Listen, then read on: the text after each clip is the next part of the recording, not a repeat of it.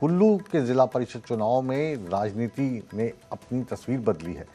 23 साल के बाद जिला कुल्लू परिषद की कमान अब कांग्रेस के हाथों से निकलकर भारतीय जनता पार्टी के पास पहुंच गई है। कुल्लू परिषद के अध्यक्ष और उपाध्यक्ष दोनों पदों पर भारतीय जनता पार्टी के संबंधित उम्मीदवारों ने जीत दर्ज की है। एक बड़ी राजनीतिक बढ़त के तौर पर देखा जा रहा है।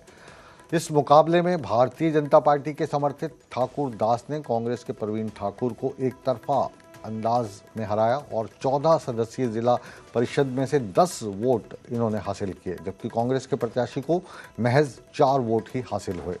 उपाध्यक्ष पद की बात करें तो भारतीय जनता पार्टी की नीना देवी ने भी कांग्रेस समर्थित सुनील ठाकुर को 10 के मुकाबले 4 वोटों के अंतर से हराया और ये जीत इसलिए भी भारी है क्योंकि 23 साल से 2003 के बाद पहली बार जिला परिषद कुल्लू में अध्यक्ष और उपाध्यक्ष भाजपा समर्थित प्रत्याशी बने। सबसे पहले मैं शीर्ष नेतृत्व का धन्यवाद करती हूँ जिन्होंने मुझे भरोसा जताया, और उसके बाद मैं जिला के सभी का मैं धन्यवाद करती हूँ।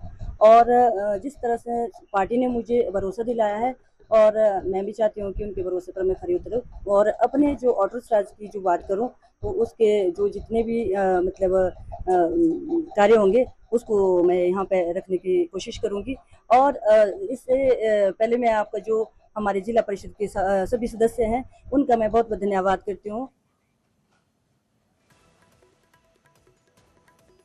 और इसी खबर पर अब जुड़ रहे हैं भारतीय जनता पार्टी के प्रदेश अध्यक्ष राजीव बिंदल न्यूज़ 18 के साथ। बहुत बहुत स्वागत है बिंदल साहब आपका, और बधाई भी दे देते हैं आपको। कुल्लू में आपने उपाध्यक्ष और अध्यक्ष में जो उम्मीदवार जीते हैं वो आपके समर्थित थे और एक बड़ी जीत आपने दर्ज करवाई है। बहुत बहुत धन्यवाद मुकेश जी। और भारतीय जनता पार्टी की ये जो शानदार जीत है कुल्लू जिला भारतीय जनता पार्टी को मैं बहुत बहुत बधाई देता हूं।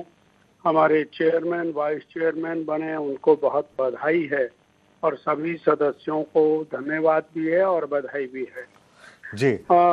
इस बार का जो चुनाव पंचायती राज का है, नगर निकायों का है, वो एक तरफा भारतीय जनता पार्टी की जीत के साथ शुरू हुआ जी। और उसी के साथ चल रहा है। हम जरा एक बार अगर दृष्टिपात करें, 2 महीने होने को आए हैं, सरकार लगातार चुनावों को लटका रही है। लटकाने के बावजूद, अटकाने के बावजूद, भटकाने के बावजूद लगातार भारतीय जनता पार्टी इन चुनावों को जीत रही है। 9 जिला परिषदों के अंदर चेयरमैन वाइस चेयरमैन का चुनाव हुआ है। 9 में से 8 भारतीय जनता पार्टी ने एक तरफा जीती है जी। और 8 में से 7 जिला परिषद ऐसी हैं जहां पर कांग्रेस पार्टी अपना उम्मीदवार भी खड़ा नहीं कर पाई।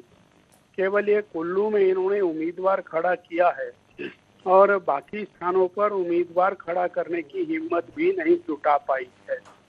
तो ये इस बात का द्योतक है कि प्रदेश की जनता पूरी तरह से भारतीय जनता पार्टी के साथ खड़ी है और प्रदेश की श्री सुखविंदर सिंह सुक्खू की सरकार को पूरी तरह से नकार दिया है जी। चलिए, ये जो हार जीत है ये तो हुई, लेकिन आपको लेकर आजकल एक नई चर्चा शुरू कर दी है। अभी कुछ देर पहले मैं विक्रमादित्य को सुन रहा था तो वो इस जीत पर तो कुछ नहीं बोल सकते थे। उन्होंने ये कहा कि जो राजीव बिंदल हैं ये लगातार यहाँ पर टीका टिप्पणी कर रहे हैं हिंदुत्व को लेकर और राम को लेकर। हम तो कह रहे पुरखों से यहीं पे रहते हैं, लेकिन राजीव बिंदल जो हैं वो बाहरी हैं। भारतीय जनता पार्टी के आप अध्यक्ष हैं, लेकिन वो आपको हरियाणवी बता रहे हैं, कह रहे बोनाफाइड हिमाचली भी नहीं है आप। अब ऐसा है ना जी कि जनता उनको पूरी तरह से नकार रही है, उसके ऊपर बात करना। 4 साल में उन्होंने प्रदेश का बेड़ा गर्क कर दिया है। सड़कों में गड्ढे हैं, गड्ढों में सड़क है, ये पता नहीं है। उसके ऊपर उनको बोलना बड़ा, जवाब देना मुश्किल है, इसलिए दोषारोपण करने की राजनीति पर उतरे हैं। और मैंने पहले भी कहा था कि विक्रमादित्य जी, जितनी आपकी आयु है उतनी आयु से मैं समाज सेवा में हिमाचल प्रदेश में कार्य कर रहा हूँ जी। इसी हिमाचल की जनता ने मुझे 5 बार विधायक बना करके और स्थान दिया है और नगर पालिका अध्यक्ष भी बनाया।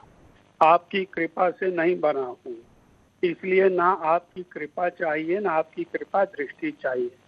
जहां तक रही हिंदुत्व की बात, कांग्रेस पार्टी लगातार राम के नाम का विरोध करती आई, राम मंदिर का विरोध करती आई, राम मंदिर के निर्माण का विरोध करती आई और कांग्रेस पार्टी 1947 से सत्ता में आई। वास्तव में चाहिए तो ये था कि 47 में सत्ता में आते ही राम जन्म स्थान पर राम मंदिर बनाते। सरदार पटेल जी ने थोड़ा मैं आपकी बातों से पूरा इत्तेफाक रखता हूँ ये, लेकिन थोड़ा सा ये जो चंदा चोरी वाला मसला उजागर हो गया है, तो इससे क्या भारतीय जनता पार्टी बैकफुट पे आ गई है?